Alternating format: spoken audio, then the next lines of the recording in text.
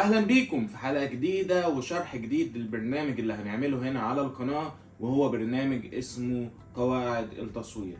باختصار شديد هو مكون من 8 حلقات. في كل حلقة هنشرح قاعدتين. مدة الحلقة مش هتعدي 8 دقايق، لكل قاعدة 4 دقايق، دقيقتين لشرح القاعدة بالتفصيل ودقيقتين لأمثلة عملية عن القاعدة عشان الموضوع يبقى واضح ليك. كمان الأمثلة دي يا إما أمثلة انتوا مصورينها هبتدي أنزل على الانستجرام كل حاجة عن الحلقة وانت تبعت لي صورة لو انت مصور على نفس القاعدة دي، أو أمثلة لناس مشهورة، أو مثال مثلا أنا كنت مصوره قبل كده، وهنبتدي نشرح بالتفصيل. وده السيزون الأول اللي متكون من 8 حلقات. اسم البرنامج قواعد التصوير. أتمنى إن هو يعجبك. الحلقة دي هتنزل مع الحلقة الأولى إن شاء الله.